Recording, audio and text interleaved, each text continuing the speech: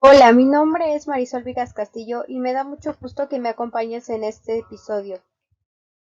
En esta ocasión quiero compartir una reflexión personal sobre el papel que tuvo el Estado en la construcción de los sistemas educativos del siglo XIX y cómo el proceso de secularización cambió la forma en que entendemos la educación.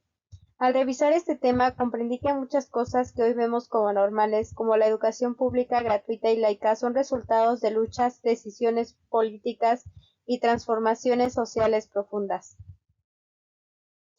El papel, el papel del Estado y la secularización en la educación, una mirada desde el presente. Hoy reflexionaremos sobre cómo el Estado y la secularización transformaron la educación y cómo esas decisiones del siglo XIX siguen presentes en nuestras aulas.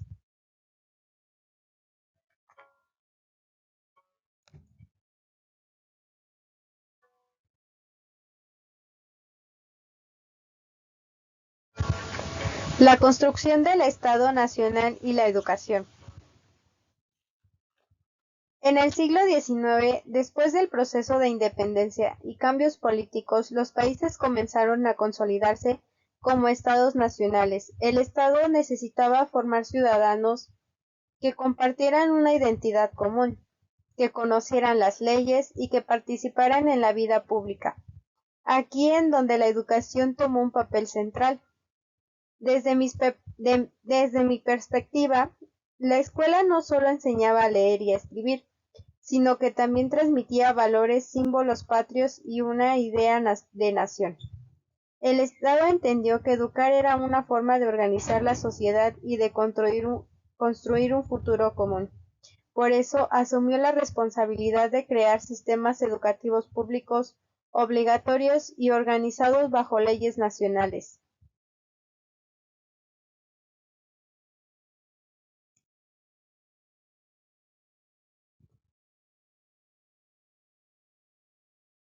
Polarización y el cambio en la educación.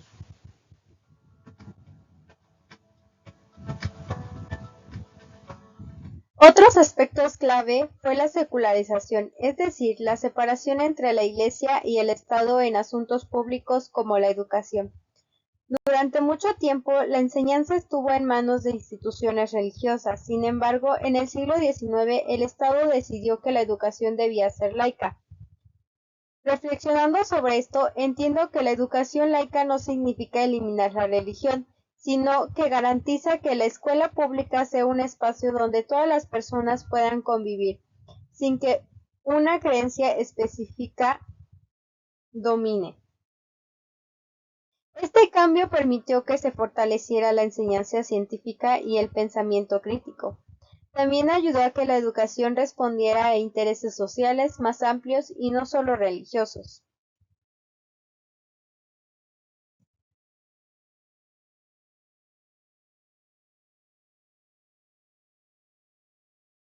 Consecuencias de la educación actual. Hoy en día seguimos viviendo las consecuencias de esas decisiones del siglo XIX. La mayoría de los sistemas educativos son públicos, obligatorios y laicos. El Estado continúa regulando contenidos, políticas educativas y formación docente. Desde mi punto de vista, esto tiene ventajas importantes.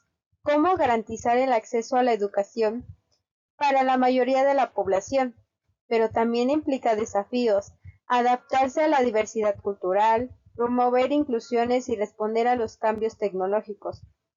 La secularización permite que la escuela sea un espacio plural, donde viven distintas ideas y perspectivas.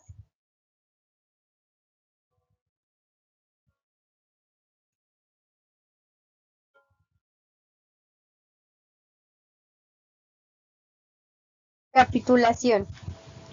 En este episodio reflexioné sobre cómo el Estado utilizó la educación para construir identidad nacional en el siglo XIX. Analicé cómo la secularización transformó la enseñanza y sentó las bases de la educación laica. Finalmente, comprendí que muchos elementos de la educación actual tienen raíces históricas que valen la pena reconocer.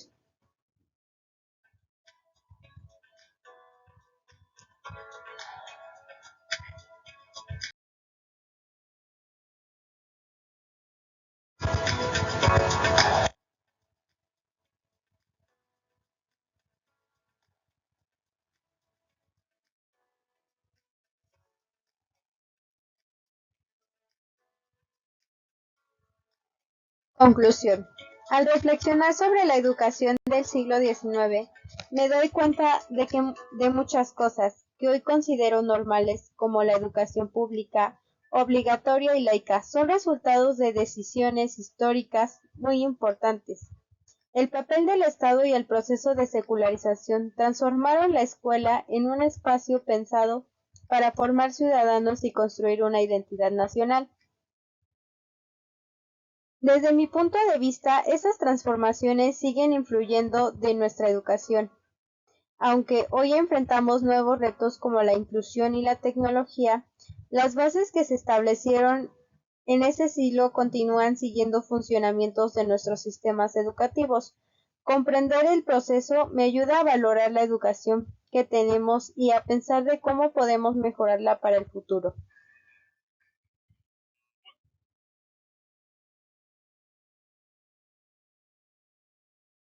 En este episodio,